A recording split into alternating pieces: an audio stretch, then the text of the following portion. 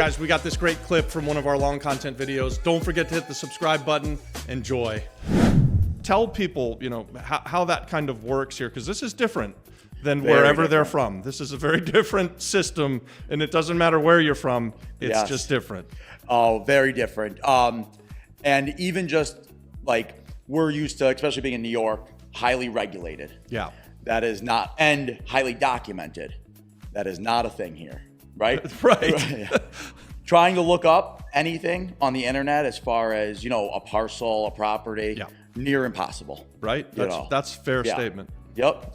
So this is, you know, and I like it how it is now that I know what you have to do, but it's a very personal, you know, business here. Because you have to, we were just talking before this interview about you have to be there, talking with them in person, shaking their hands. You know, if you want to buy a property from, you know, a local investor or a local family, you have to be here and you have to, you know, be in front of them. You know, it's a very, you know, personal interaction here. That's for sure. You'd better get to know the seller.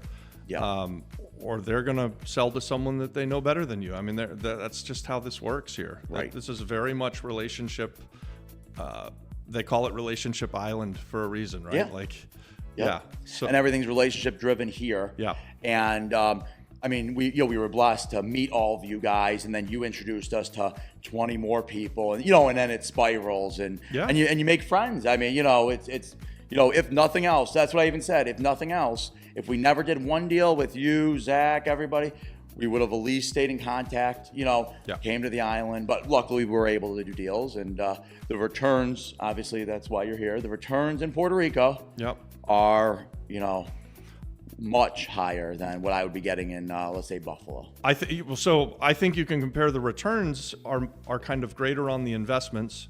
And then your money goes a lot further too. So if you are to sell a single family home in Buffalo, you probably could come and buy 3 here in Puerto Rico. Right. Similar type neighborhoods. And you know, if you're selling a high-end house in Buffalo, come buy 2 or 3 high-end houses here. If you're selling a low-end house in Buffalo, come buy 3 or 4 or 5 low-end houses here. I mean, your money goes much further. The expectation of the returns is far greater. Like for us, at least, I was seeing in Florida, we were buying things where our best case scenario was to maybe make 20%. Right. And if you mess that up, and guys, you know, nothing ever goes perfectly. So you fight like hell to make 20% and you end up making 15%. It's okay, but it's not super exciting. Here, we sort of have a floor at like 35 or 40% on a flip, and there's a lot more upside. So we consider it screwed up if we make 40%. Like we really messed that up, right? Right. Almost every deal here, when we pencil them out, are home runs. Home runs. Right. Yeah. And a lot of them, what I'm actually doing now, when I pencil these deals out that you guys are showing me,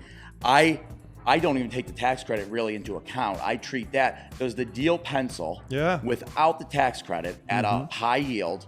And then that way, when you do get the tax credit 3 years down the road, or, you know, and then it's bonus, you know, and that's how you get those exponential 3 times multiple on your money, you know, right? I mean, absolutely. That's how I look at it. That's definitely the right way to look at it. Yeah. So two things that we do for sure on every deal is that we try to buy at a price that's on, say like for the place that we are here, this was an office.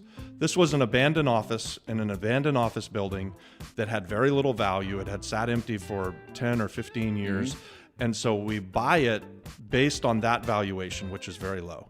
And then we turn it into something that we're able to put on Airbnb. Right. Our return or expected return on office that we bought at the right price was maybe $600 a month. Our expected return on this place through nightly rentals is like $4,500 to $6,000 a month. Right. So we could even be buying at full value on the old style property, but by changing the use, it just goes through the roof, right? And so this isn't Act 60 or anything else. This is just invest a little money and get some nightly returns, hopefully, and make a bunch of money.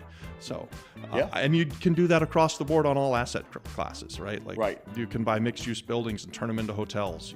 You could buy old strip malls and turn them into something else, you know? So right.